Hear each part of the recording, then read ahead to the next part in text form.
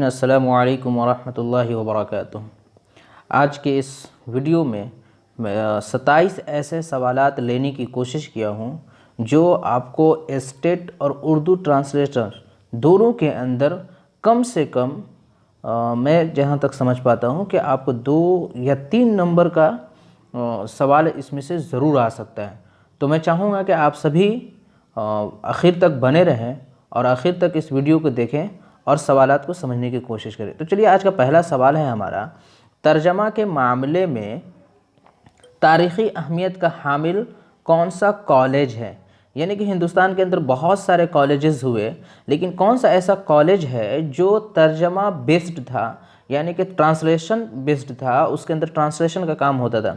उस्मानिया university जो कि हैदराबाद के अंदर है, आज़ाद यूनिवर्सिटी दिल्ली के अंदर है और भी बहुत सारी जगहों पे है, जामिया मिल्लिया इस्लामिया जो कि दिल्ली के अंदर है। ये है, ये क्या तीनों यूनिवर्सिटी नहीं, इन तीनों यूनिवर्सिटी के अंदर ऐसा नहीं कि ट्रांसलेशन का काम नहीं होता है, लेकिन जो तारीख़ी अहमियत रखता है, आपको याद रखिएगा कि उर्दू मेथड के अंदर सीटेट के अंदर भी ये क्वेश्चन आता है। फोर्ट विलियम कॉलेज हमारा जो है ना तर्जमा बेस्ड है। यहाँ पे अंग्रेज़ जो है ना इसकी स्थापना किए थे और उसके बाद से जो है ना यहाँ पे अंग्रेज़ उर्दू ज़ुबान को समझने के लिए वो ऐसे लोगों को बहाल करके रखे थे जो इंग्लिश से उर्दू पे काम किया जाता था यहाँ पे। तो चलिए, अब दूसरा सवाल है हमारा, किस अदबियात के तराजिम की वजह से उर्दू अफसाने के सरमाए में इजाफा हुआ। यानी कि अदबियात के तराजिम की वजह से जो अदब है वो कौन सा अदब था जो तर्जमा की वजह से उर्दू अफसाने के सरमाए में इजाफा हुआ। फ़ारसी से, अरबी से, हिंदी से, मगरबी अदबिया से। यहाँ पे एक पॉइंट मैं आपको बताऊँ, आपको मालूम होना चाहिए कि मैंने अफसाने का वीडियो जो बनाया था उसमें बताया था कि अफसाना हमारा इंग्लिश ज़ुबान से आया था, मुंतकिल होकर के उर्दू ज़ुबान में आया। तो इंग्लिश जो है ना वो मगरबी लैंग्वेज है, तो इस वजह से हमारा ऑप्शन होगा मगरबी अदबियात, ऑप्शन नंबर 3 सही आंसर। अगला क्वेश्चन है, तर्जमे की कितनी सूरतें होती हैं। यानी तर्जमा के बहुत सारे तरीक़े होते हैं, 2-3 तरीक़े होते हैं, इसमें तर्जमे की कितनी सूरतें हो सकती हैं। तो यहाँ पे आपको मालूम होना चाहिए तर्जमे की सिर्फ और सिर्फ 2 सूरतें होती हैं। एक होता है लफ्ज़ी तर्जमा, एक होता है आज़ाद तर्जमा। तो चलिए, यहाँ सही ऑप्शन होगा हमारा ऑप्शन नंबर 2। अगला सवाल है, कौन सा तर्जमा ज़्यादा कारआमद और असल तख्लीक की तरसील का ज़रिया है। तख्लीक की तरसील का ज़रिया, देखिए ये पूछा जा रहा है कि तो कौन सा तर्जमा, यानी कि अगर हम इंग्लिश से हिंदी, उर्दू से हिंदी या कोई भी ज़ुबान से किसी भी ज़ुबान में हम ट्रांसलेशन कर रहे हैं, तो कौन सा तरीक़ाकार हमारा जो है सबसे ज़्यादा मुफीद होता है। कहाँ पे मुफीद होता है? तख्लीक की तरसील का। तख्लीक मतलब कि आपके सोच के क्रिएटिविटी जो हमारे होते हैं, तो वो कौन सा होता है? तो वो होता है हमारा लफ्ज़ी तर्जमा। आज़ाद तर्जमा नहीं यहाँ पे होगा, बामुहावरा नहीं, नसरी तर्जमा नहीं। तो लफ्ज़ी तर्जमा हमारा सही आंसर होगा। अगला क्वेश्चन है, अंग्रेज़ी में इंशाइया किस ज़ुबान से आया है। जी, हमने आपको बताया था कि अफसाना हमारा उर्दू ज़ुबान में इंग्लिश से आया था, इंग्लिश ज़ुबान से आया था। तो चलिए, अब यहाँ पे पूछा जा रहा है कि इंशाइया जो है अंग्रेज़ी में किस ज़ुबान से आया था। अंग्रेज़ी से, हिंदी से, फ़ारसी से? जी नहीं, ये फ़्रांसीसी ज़ुबान से अंग्रेज़ी के मुंतकिल हुआ इंशाइया, और अंग्रेज़ी से जो है ना उर्दू ज़ुबान के अंदर मुंतकिल हुआ। और कह सकते हैं, ये भी कह सकते हैं कि फ़्रांसीसी ही ज़ुबान से जो है इंग्लिश में आया। इंग्लिश के अंदर इंशाइया को हम लाइट ए से भी कह देते हैं। अगला सवाल है, इंशाइया की बुनियाद 16वीं सदी में किसने डाली थी। चलिए, 16वीं सदी में किसने डाली थी? Michael D mountain, McKeon, John अव्वल, टॉम्स। तो सही ऑप्शन हमारा माइकल डी मोंटेन ने इंशाइया की बुनियाद 16वीं सदी में पहली बार डाली थी। ऑप्शन नंबर 1 हमारा सही आंसर। अगला सवाल है, मैंने इंशाइया में अपने आप को मुनाकिस किया है, अपने आप को उसके अंदर डाल दिया है, यानी मेरी पहचान मेरी इंशाइया है, ये किसका कौल है, किसने कहा था? वो मोंटेन साहब थे जिन्होंने कहा था। ऑप्शन नंबर 4 हमारा सही आंसर होगा। अगला सवाल है, ऑफ स्टडीज़ इंशाइया। ऑफ स्टडीज़ ये एक इंशाइया का नाम है। इस इंशाइया को किसने लिखा था? तो इसके लिखने वाले हमारे कौन है? Bacon, Richard, John Florio? कोई नहीं, सही आंसर है बैकन साहब हैं जो उन्होंने लिखा था। अगला सवाल है हमारा, माइक्रो का सोमोग्रानी एक इंशाइया है, इसको किसने लिखा था? माइक्रो का सोमोग्रानी, John L, bacon, mountain, Richard? सही ऑप्शन होगा हमारा जॉन एल ने लिखा था। अगला सवाल है, अंग्रेज़ी इंशाइयों का शहज़ादा किसे कहा जाता है? चार्ल्स लैम्ब को, स्टिल को, जॉनसन को, कोई नहीं। तो शहज़ादा जो है वो चार्ल्स लैम्ब्स हैं, जिनको अंग्रेज़ी इंशाइया का शहज़ादा कहा जाता है।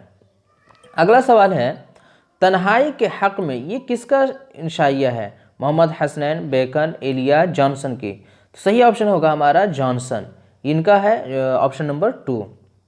अगला सवाल है, शायरी जज्बात का इजहार नहीं बल्कि जज्बात से फरार है, ये किसका कौल है? किसने कहा था कि जो शायरी करते हैं लोग वो शायरी जज्बात का इजहार नहीं बल्कि जज्बात से भागना हुआ?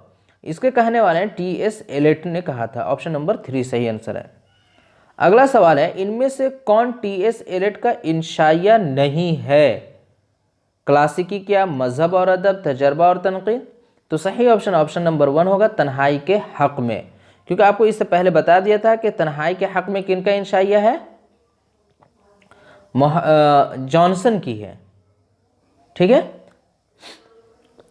अगला सवाल है,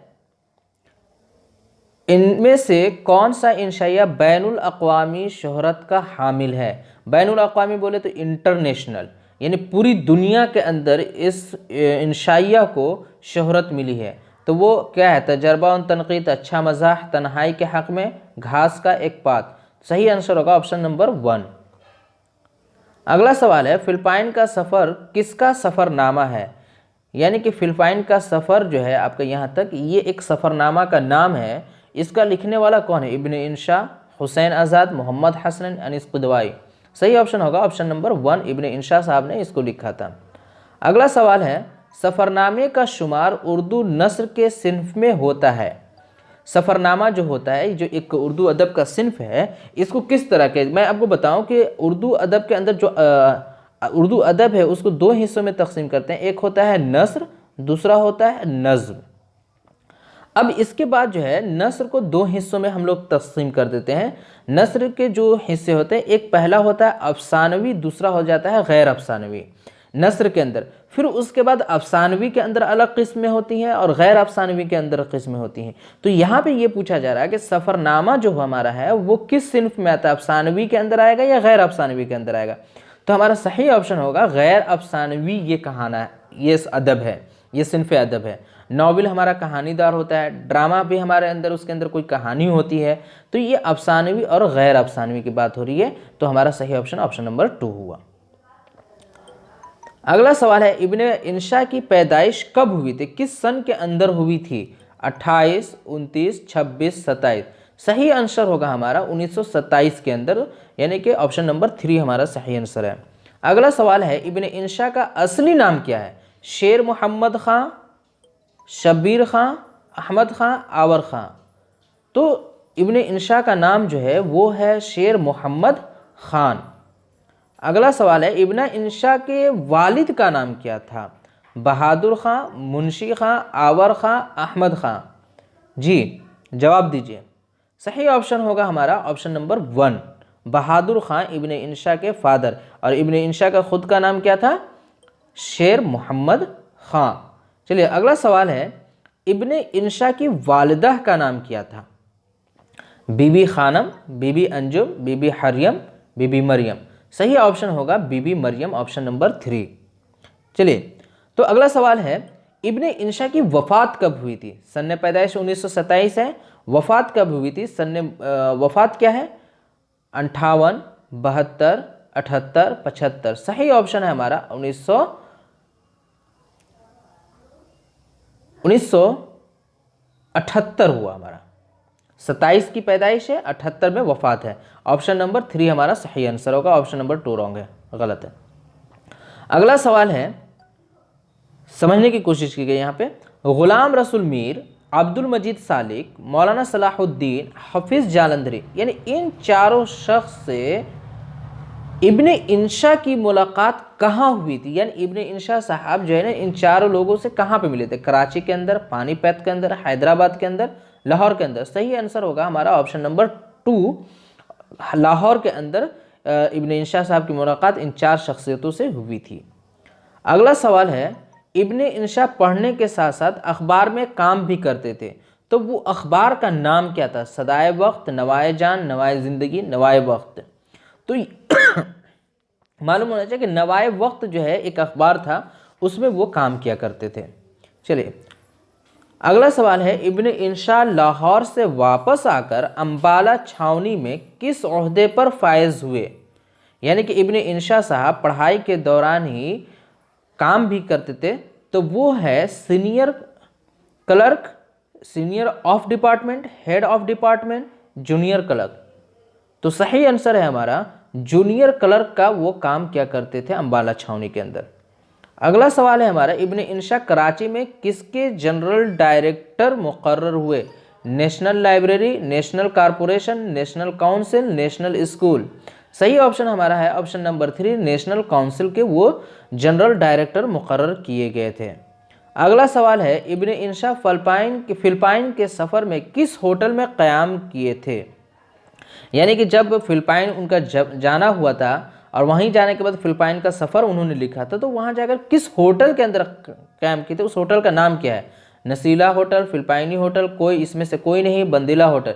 सही ऑप्शन है ऑप्शन नंबर 1 हमारा सही आंसर हुआ। चलिए तो आज का आखिरी सवाल है हमारा, इब्न इंशा के फिलिपाइनी दोस्त का नाम बताइए। यानी कि इब्न इंशा साहब जो फिलिपाइन के अंदर रहे और वहाँ जाकर के समझे और बहुत सारी चीज़ों को देखा और समझने की जो कोशिश की, तो वहाँ पर कौन ऐसे शख्स थे जो उनके दोस्त बने? जीनी बाबू, नीनी बाबू, भीनी बाबू, बीनी बाबू। तो ऑप्शन नंबर 2 हमारा सही आंसर होगा। बीनी बाबू जो है इब्न इंशा के फिलिपाइनीज दोस्त हुए। तो चलिए अगर आपको ये वीडियो अच्छी लगी हो तो लाइक कीजिएगा, अदरवाइज़ लाइक नहीं कीजिएगा।